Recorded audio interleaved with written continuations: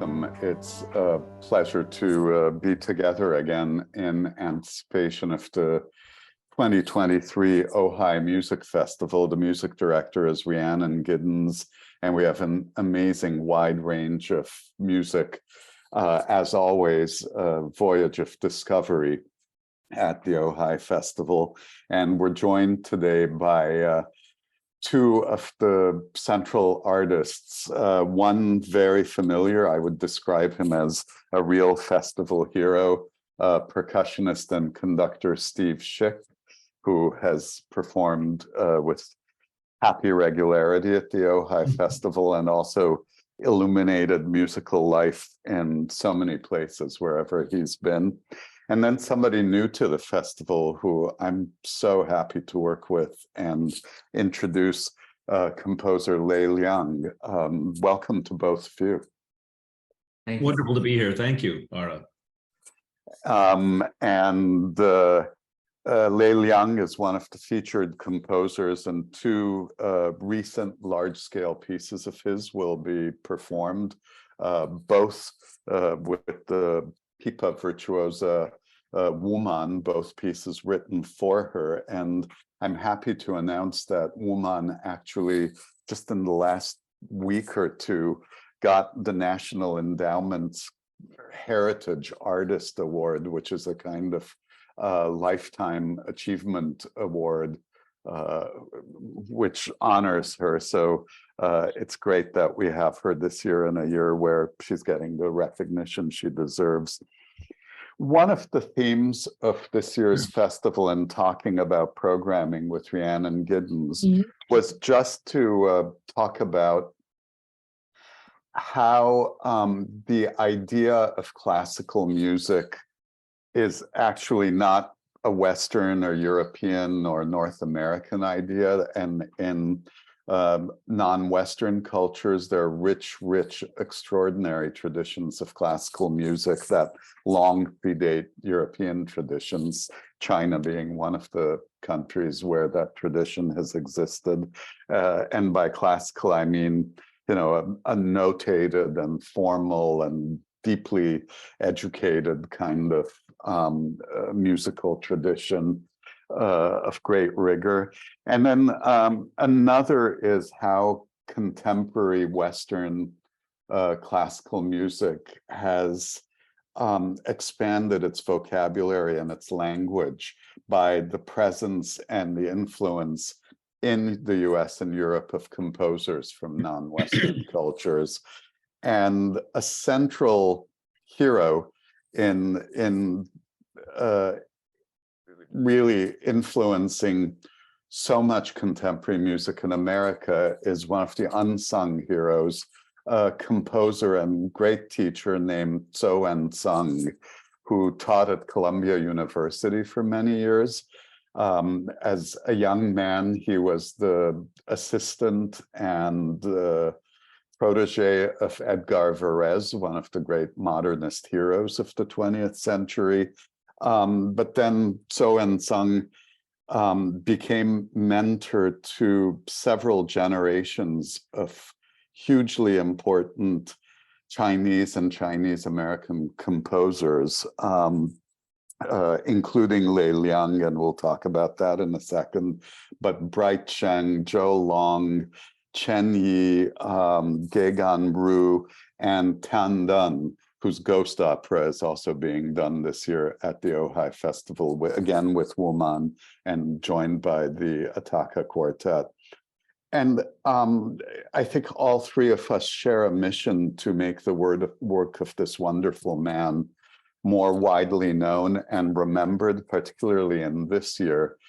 He was born in 1923, so this is his centennial year. And he lived a very long and rich and fruitful life. So he only died a very few years ago. So his influence is vivid and ever present. Steve, why don't you begin by telling us how you came into contact with him and what your history was, and then Lei, perhaps you can pick up. Well, my story is a simple one, and that is that I loved the music of Jerez, especially Ionization, the piece from 1931 that was written for 13 percussionists. I'd copied it out by hand. I'd made an arrangement for 6 players. I'd played it, and this was at a formative age in my life. And on my very first trip to New York City in 1977, I was staying with friends near Columbia University, and I had only one goal. I didn't want to see Radio City Music Hall or the Statue of Liberty or anything. I wanted to see where Edgar Varese lived. And so on a crystalline, beautiful fall day in New York in early November of 77, I walked the length of the island from Columbia University at 116th Street to Sullivan Street near NYU. And along the way, I heard the sounds of New York under construction, the beautiful, joyful, practically unrestrained chaos of that city. And as I walked down to stand in front of 188 Sullivan Street, I thought, I am hearing ionization. I'm hearing its genesis. And at that point, Varese was dead already, and Chou Wen-chung, his student, his protege, and his archivist, and many other things in the world, was living at that Sullivan Street house. And when I met Chou, I told him this story, and he said, well, next time ring the doorbell. And I did the next time, and we became friends. And when I was in New York, whether to work with Bang on a Can or with ICE or my other collaborations there, teaching at Manhattan School, I would very often find myself in the music room on Sullivan Street talking to Wen-chung about different things. And so it came naturally through Varese, but also very quickly became about many other things. And that friendship has borne fruit in that, aren't you now the guardian of the collection of instruments? Well, yes. In fact, when Sung died, Lei and I started talking about, well, what would happen to the instruments. And of course, there was a huge collection, not just percussion instruments, although a very large collection of percussion and other instruments. And we began talking to the family of Chou Wen-chung, and we wanted to bring the instruments to UC San Diego, the percussion instruments, to be a part of a permanent collection, and with the idea that they not be in a museum, but that they be used. And so we are commissioning a piece annually to use those instruments or to be inspired by them. And with the permission of the family, and I think very much in line with Wen-chung's ideas, we are using these instruments in other ways. Just today, in fact, Lei and I were in a recording studio, re-recording his beautiful percussion solo Trance, and a gong that passed through the hands of Edgar Varese and Chou Wen-chung figures prominently in this new recording. So these are instruments that are alive, they're current, and they connect us not just to the future, which Wen-chung believed in so fervently, of meaningful cross-cultural collaboration, but it connects us also to the past, to the history, the lineage of these instruments that go, in many cases, through the hands of Varese as well. Lei, you were born and raised in China, of course. When did you become aware of him? Was he a kind of beacon even from far away? And how did you first encounter him? You did not formally study with him at Columbia University. Right. I think he had retired. So what was your first awareness of him? And then how did you, when and how did you come together? Well, Professor Chou, I think of him, I call him Professor Chou, and he has been, I think you used the right word, he's a beacon. He was a beacon for generations of Chinese composers, and my story has been that I have tried very hard to avoid getting too close to him, just because he was so important. I felt that why would I worth any minute of his time when he was doing so many important things. So throughout the years, since as you said, I was born and raised in China until I was 17 years old, came to America to study in high school first.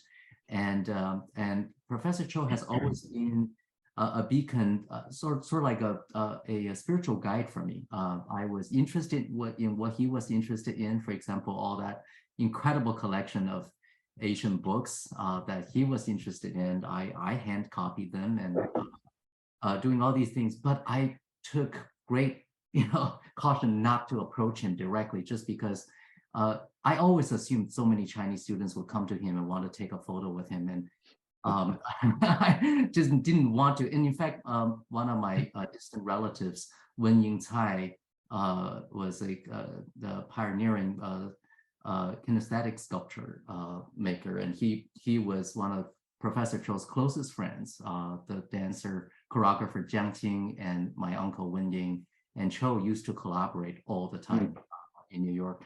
And they all, I mean, my uncle and Professor Chou, of course, all live in Soho area, and they're just a few blocks from each other. But I didn't want my uncle to introduce me to him until many years later, after I finished my PhD. I felt, yes, maybe I'm ready. And finally, I think I was. And from our first meeting, we became very, very close right away. And it's nothing quite like. I guess for people who are very familiar, let's say with Chopin, and you hear that instrument that Chopin once composed on or something, and that's ringing in your ears, it's that kind of sensation I have in the recording studio in the last couple of days with Steve. And yes, we think about it, and we know it's going to be magical, but when it actually happens, it's alive there, and it's still communicating with you, whispering to you, talking to you, and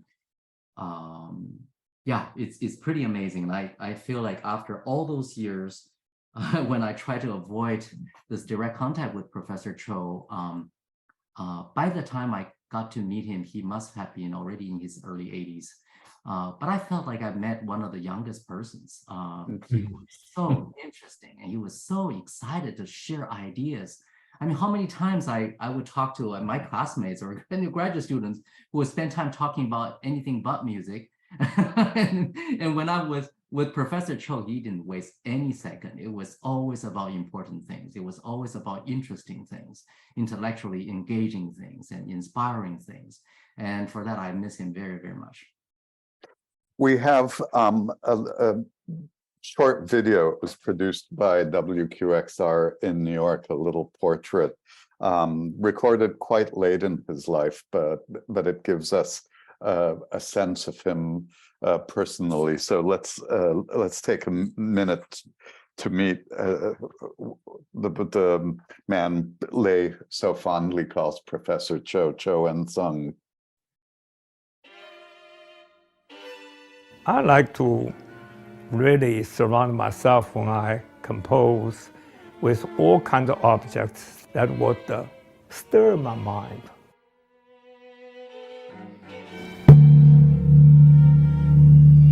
This room is very crowded. Some of my visitors just couldn't take it. Said, my God, I can't breathe with so many things around.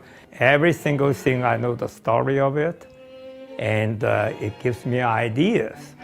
I actually have a constant dialogue with the objects around me. I look for inspiration. To me, this suggests a composition. Fantastic interaction of lines, of all kinds of curves, depths, different colors. To me, when I look at it, I can hear musical structure out of it. Since I moved in shortly after Varese died, I've been, of course, writing most of my compositions in this room. I compose all the time. Whenever my mind drifts to that direction, I may not look as if I was seriously composing in a romantic German way or something, but I might be doing, in fact, I do a lot in the subway. Creative decision has to come from your mind first. You're looking for certain things. You're learning from things around you. And so therefore, when I hit an instrument, a gong, in different ways, different sticks, it inspires me. And that would be the beginning of a composition, for example.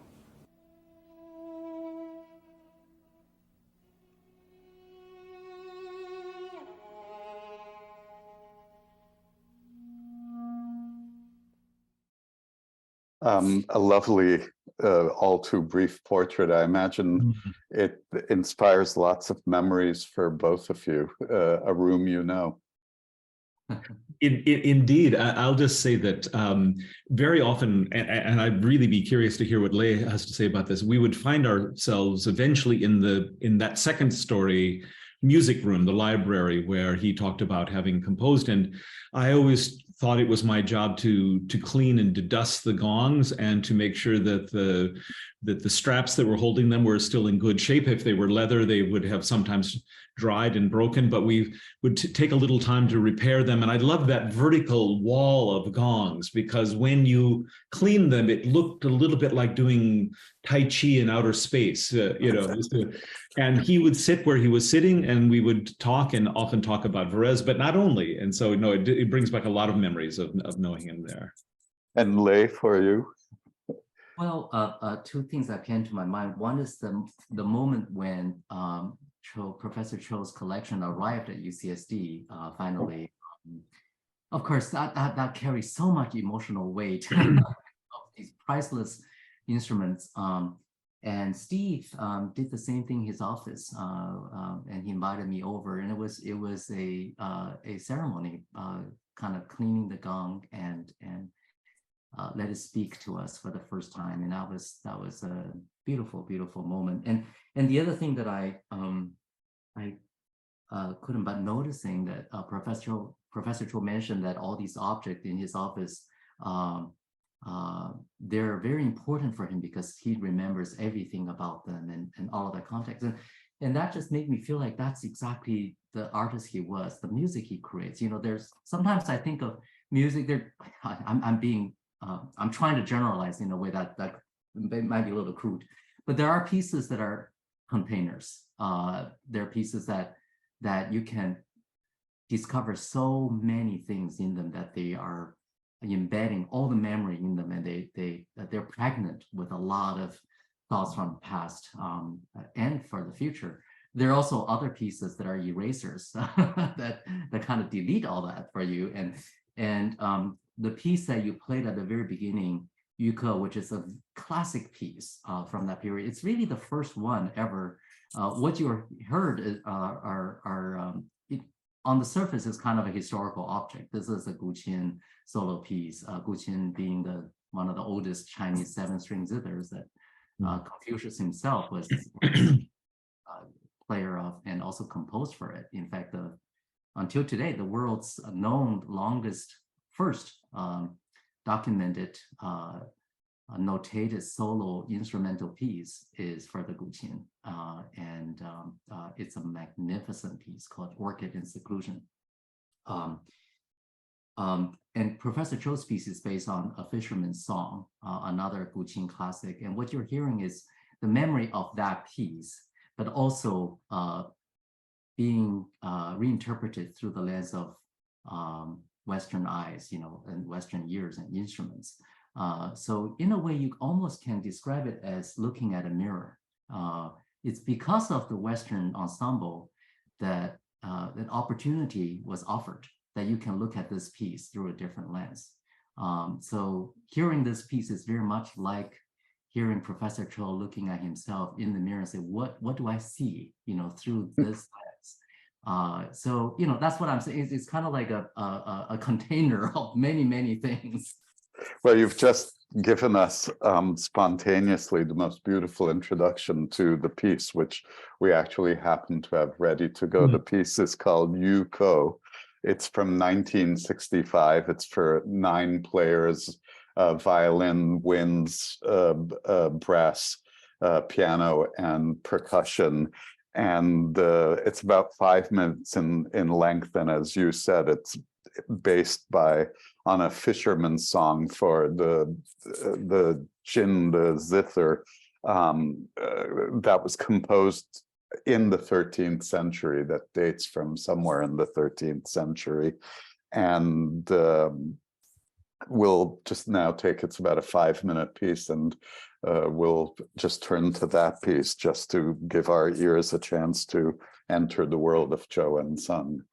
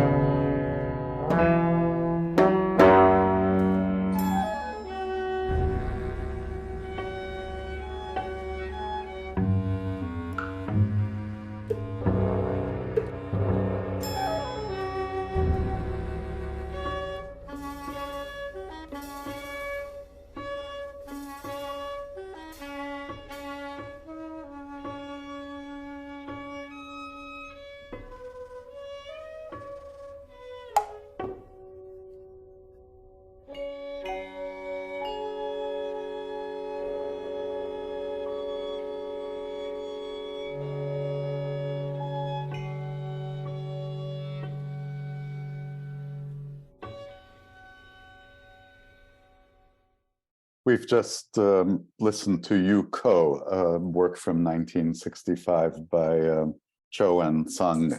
And that's just to give us an introduction into the sound world of this wonderful composer. There will be two works of Chou Wen-chung performed at the Ojai Festival this year in celebration of his central place in American contemporary music, world contemporary music, but also in celebration of the centennial of his birth. We'll hear The Willows Are New, a solo piano piece that will be performed by Gloria Cheng, one of the real stalwarts of the California new musical life. And then we'll hear, in some ways, a kind of magnum opus, Echoes from the Gorge, which is a piece for percussion ensemble from nearly 25 years after Yuko, the work we just heard, a piece from 1989. And Steve, I know this is a real passion of yours, this piece, and making sure this piece is heard and lives. tell us a little about what to expect from Echoes from the Gorge. I will. And do you mind if I make one quick comment about Yuko, which is there are really interesting alignments there. 1965 was also the year that Edgar Varese died. He died late in that year in November. But I can't help to think that there are similar paths being trodden there, because the great Varese piece, Octandra, which was made in 1923, the same year that Chou Wen-chung was born, is essentially a reconciliation of two pasts, one rooted in Europe and the other looking toward the New World. And I hear that in this piece from 1965 as well. And so when you think that the numerology of all of this aligns to show the sort of the accumulated resonance of both history, but also as filtered through the desire to leverage history for the future, I find this is a fascinating piece that you've chosen. Apropos Echoes from the Gorge, it is the greatest percussion piece that is played rarely that I can think of. I don't know why it's not played more. It has a little bit to do with other issues surrounding Professor Chou's life, the amount of time he used to help other people, to sustain the legacy of Varese, but also to sustain and create the legacy for a generation of composers who came after him. So he didn't promote it. It's the only reason I can think of that this piece is not played much, much more often. It is his magnum opus, in my opinion. It rests on the architecture of ionization, but it goes far beyond that. Wen-chung told me at one point that a story about being in China during the Second World War and fleeing advancing Japanese troops with a group of other young men who were traveling in the country looking for essentially a way out of Nanjing. And he said that it was a foggy morning and that they all needed to be moving early to escape danger. But Professor Chou heard the sound of a Buddhist temple bell in the distance in the fog. He wasn't sure if he was hearing the bell or the echo of that bell across the cliff faces, but he departed from his comrades and went in search of that bell, that gong. And to me, that gong, that sort of mythical gong, which has stayed in my memory after I heard this story, is the genesis, the germinal seed of Echoes from the Gorge. And we hear it at the beginning and we hear it reverberating, not just off imaginary cliff faces in China, but off of the various refractory elements of his life in the United States. So it is a piece for 4 players with a large set of instruments, very carefully sculpted in terms of color. So you feel that there has been craft and control over every note. And I'm not sure I've ever felt freer in the performance of a piece. It also opens you up to this fantastical imaginary sound world.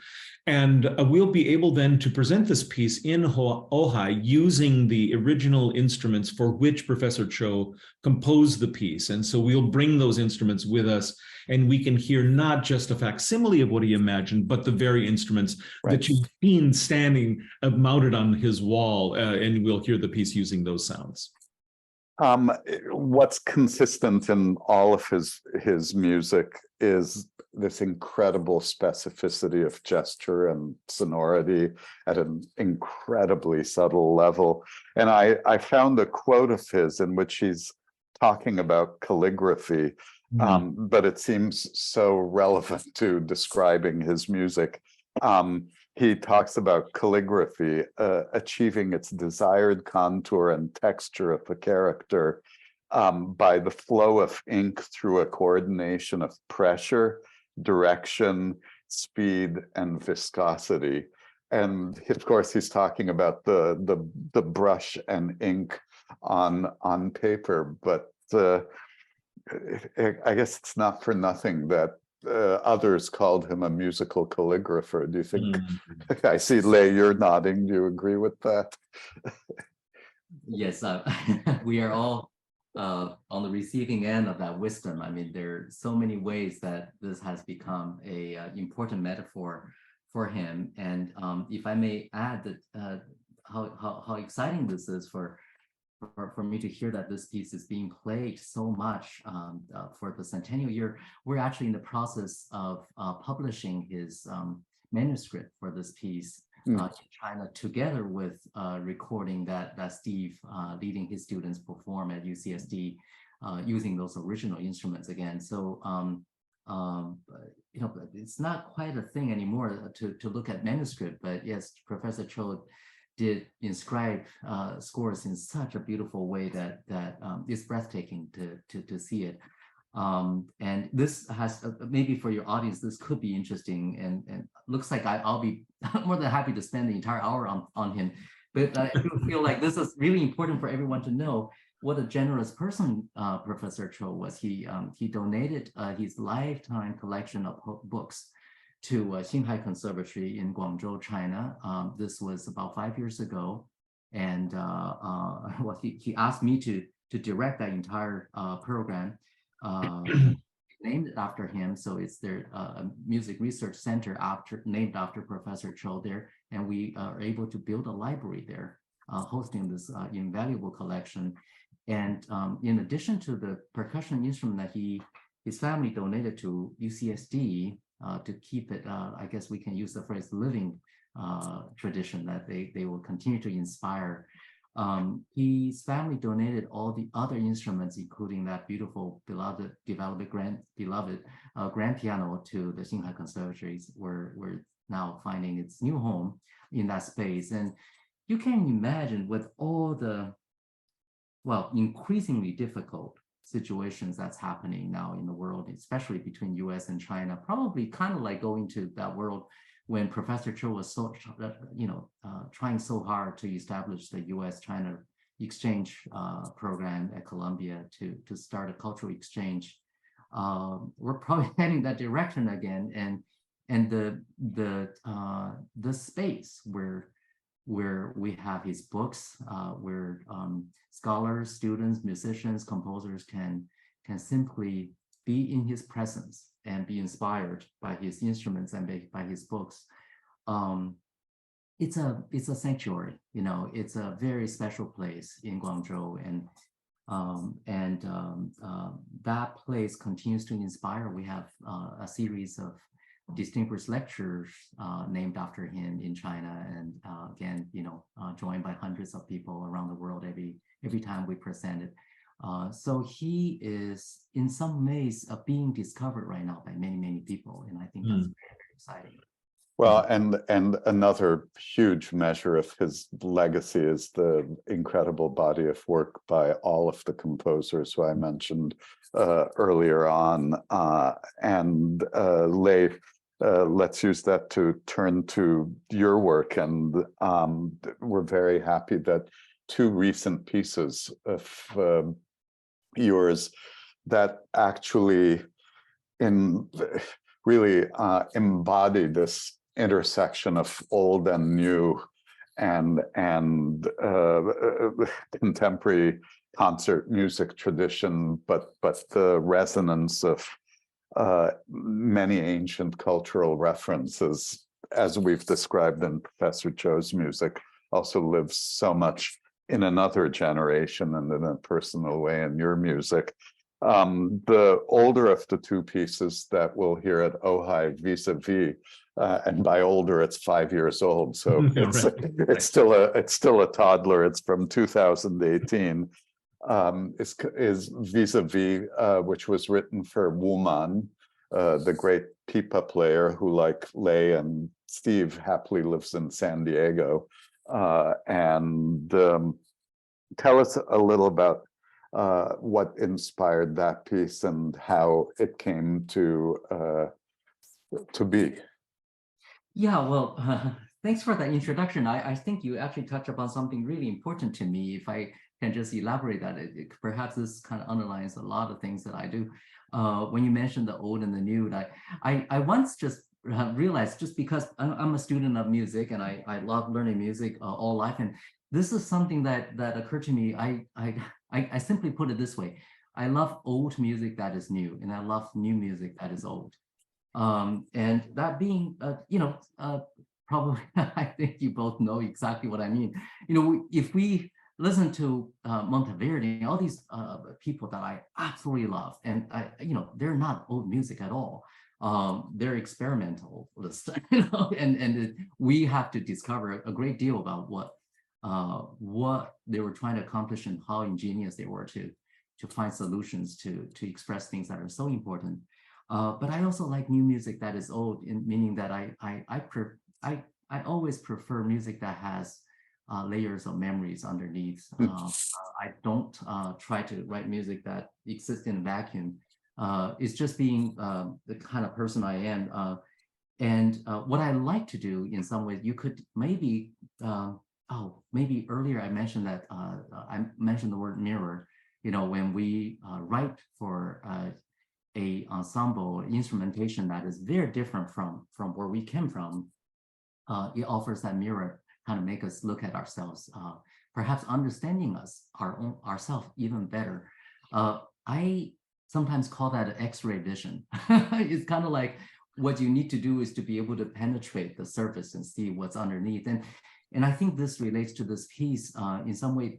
For example, just the part that Steve plays, very much of that piece is based on a work that Steve played at Ojai when Steve directed the festival. Was that maybe 5 or 6 years ago?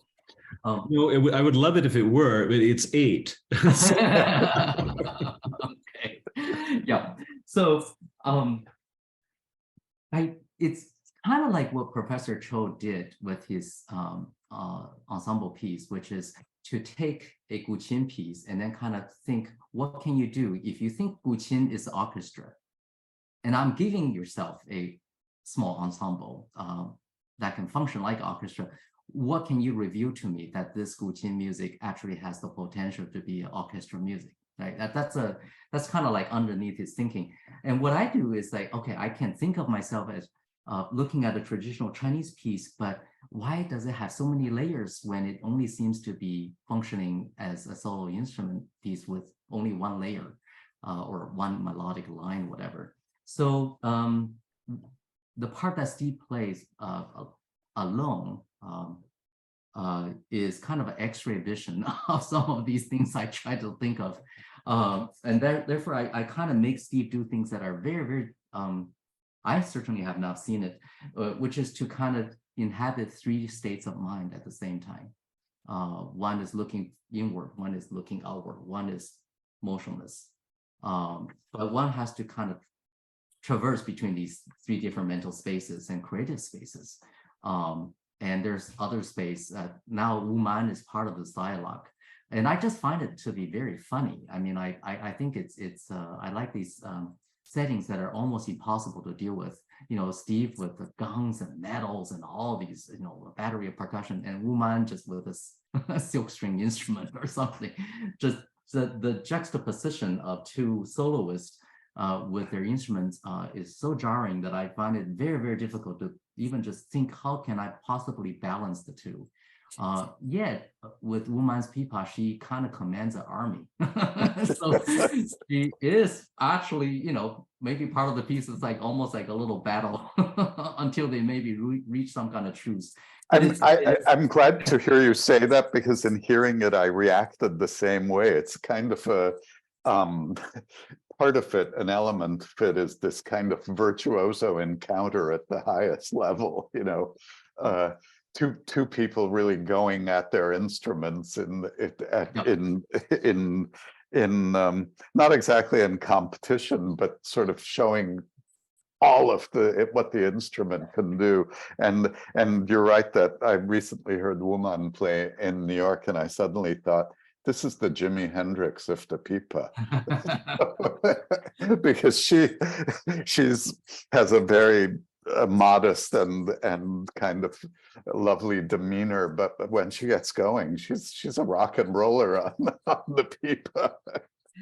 And so is Steve. I mean, if you have a chance to write for Jimi Hendrix, it's not just for guitar anymore. And I think it's when you write for Steve and Wuman, yeah, instrumentation, but it's really for them. So it's the dynamics of what I have observed between the 2 of them. And I have seen Steve and Wuman, improvise together in a very, very short moments after, I believe it was Steve conducting the Lou Harrison Pipa Concerto with the La Jolla Symphony Orchestra. And after that, they just simply offered a 3-minute impromptu improv. And that was very, very lovely.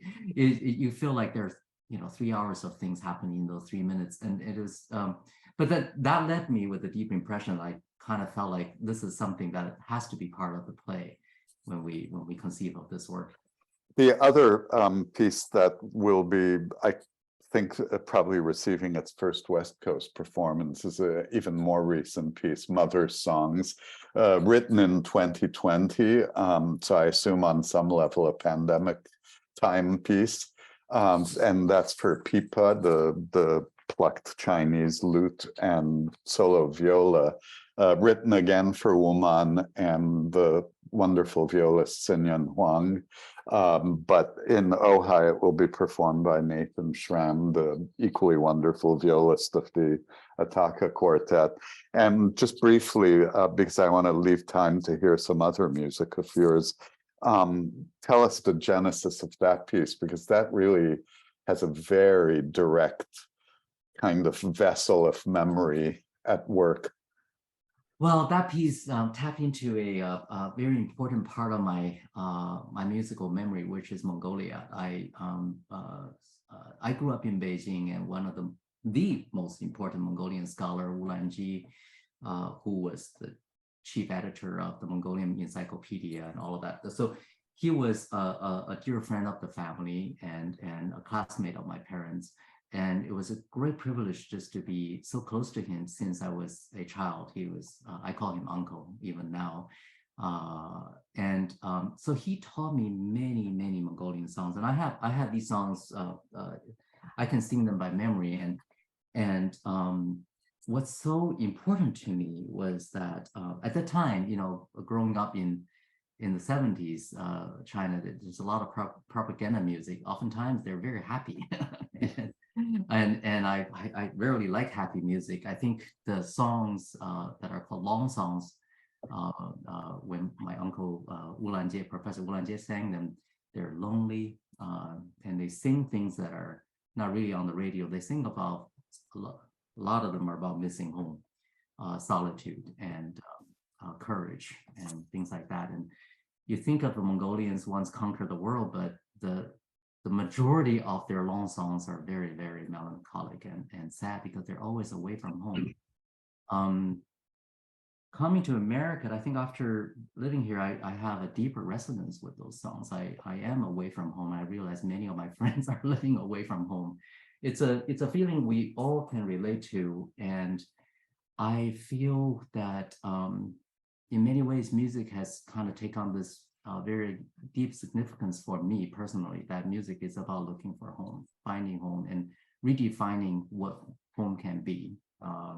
So this song that I wrote, the Mother Song, these are songs that I decided to tell the story of daughter missing mother, and missing one's home. And there are moments that are you probably can feel that the dialogue between the two kind of becomes this mother-daughter dialogue conversation.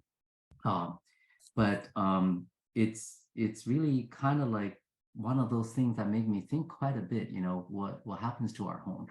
And this image behind me, that's also maybe our home, and what happened to that, and what we as musicians can do about our home. And so these, just since I was 3 or 4 learning these Mongolian songs, all of a sudden they become kind of very deep questions. We'll turn to hear a little of your music, not music that will be done at the festival, but just to introduce people to another beautiful piece of yours from a suite of piano pieces called My Windows. We're going to hear 2 movements. The first movement, Tian, Heaven, and the fourth movement, Pausing, awaiting the wind to rise. And in your note for the piece, for the fourth movement, which you will hear, you say it is a reflection of sound I encountered while strolling in the woods. And happily, this video was made by one of the festival artists, Gloria Chang. And so we'll turn to music of Lei Liang, two movements from the suite for piano called My Windows from 2007.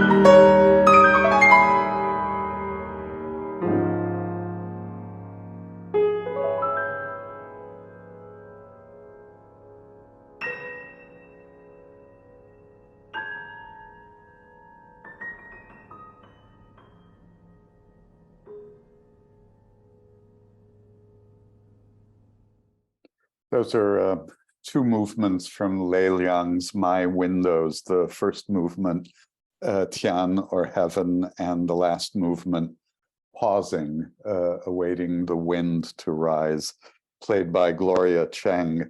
And that's just by way of a very beautiful sampling of Lei Liang's work. Gloria Cheng will be playing at the Ojai Festival this year in June. A work of Gegan Ru, another composer who studied with Chou Wen-chung, called Gong, and then a work of Chou Wen-chung himself, The Willows Are New. And we'll hear two very recent works of Lei Liang, vis-à-vis for pipa and percussion, played by Wu Man and Steve Schick, our other guests on this talk, as well as a very recent piece called Mother's Song for pipa and viola, played by Wu Man and Nathan Schramm. In the couple of moments we have remaining to us, I just wanted Steve to turn to the piece that will open the festival, which is another piece you've really championed and made known in the world by a composer who's known to us happily at the festival, Gabriela Ortiz. And it's a piece called Liquid Borders, also for percussion ensemble. And the idea of liquid borders is absolutely central to this year's festival. Can you give us just a brief introduction to that piece? Yes, it's a piece that I commissioned when I was directing the Roots and Rhizomes Festival at Banff Centre for the Arts and Creativity in Canada. And Gabriela, whom I've known for years and years and years, dating back into the 1980s, was the composer in residence that year. And she proposes several kinds of borders to be crossed. I think in San Diego, it's very easy to think of the border as simply being the border, capital B, that is about 25 miles south of where I'm sitting right now, and represents a lot of things about the relationship between the United States and the rest of the world. But she also means other kinds of borders, crossing the borders between sound and structure and music, between the voice and percussion instruments and things like that. But with Gabi's music, there is always this element that I think the music, both popular and classical music of Mexico, just flows up through the ground through her. And you can't hear her music without hearing her love of all kinds of music of both Mexico and the rest of Spanish-speaking Latin America. And so, she comes from a family that in which there was popular music, played salsa and different kinds of forms, and you hear that in this kind of rhythmic, driving last movement. But you also hear the sounds of the borders between the wilderness, the rainforest in the south of Mexico, and the communities that have been built there. And so there's a border around the jungle. There's a border around people, and then there's of course the liquidity of the border, which we always hope for. The international political border that we are dealing with. And so it's a story of very much her version of echoing off of borders, off of different identities, and seeking common ground through percussion music. Ara, you mentioned something very interesting at the very beginning about the commonalities between classical musics made in this continent and the European and North American context and elsewhere. And as a percussionist, I have, I don't know, something like 1,500 or perhaps more instruments in my studio right now. None of them came from San Diego. They are all rooted, they're all situated someplace else in the world, with people whose languages, cultures, and families came from elsewhere. So being a percussionist is a kind of lifelong study of the respect that one person should have for another, when engaging in the musical language of that other person. And so when I pick up a gong that might have belonged to Chou Wen-chung or to Varese, or pick up a pod rattle that Gabi gave to me on one occasion, or these things, you literally touch the practice that has informed the rest of the world. And for that, I'm very, very grateful. And we hear this threaded throughout the entirety of her piece. If I might make one more connection between the two big percussion quartets that we'll present, Echoes from the Gourd on one hand, and Fronteras Líquidas on the other hand. The last time I spoke with Chou Wen-chung in person, it was at his home in New York on a very, very stormy September evening in New York, in which the thunder was rolling in the distance. And he told me that for him, the art of calligraphy was the art of understanding that the preparation for the stroke contained all of the meaning that the stroke would have. That when you lift the brush full of ink, the expression, the sentiment, the idea, and the emotion is already there. You simply execute it. And this immediately made sense to me as a percussionist for whom the upstroke is everything, where all of the meaning in a percussive stroke exists before the arm falls. And the same thing that holds that context together in Echoes from the Gorge and Vis-à-vis of Lei's also is present in Gabriela's piece, in that it is the inhalation that is the necessary step for utterance, and the upstroke is the necessary step for the creation of a musical sound. And the thought that attends the images of borders, the inhalation of all of those languages and cultures is the necessary preparation for any kind of statement. And so it feels to me that it all comes back to a kind of calligraphy in a way, whether you're writing down the borders or writing away the borders, facing off against Wuman, or simply engaging these instruments that have been a part of the culture of percussion in the 20th century. We're dealing with these reverberations of border and of echo. Steve, what you've said so beautifully expresses what's at the heart of this year's Ojai Festival. All of these thoughts are really woven through the music that's being performed this year. And as always, the time has passed much too quickly.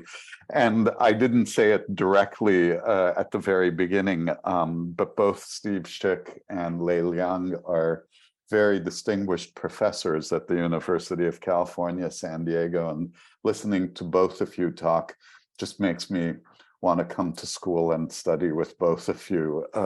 What a pleasure it is to spend this hour with you. Thanks so much to both of you. The pleasure's been ours. Thank you, Ara, and good to see so many friendly faces. And thank you, Lei.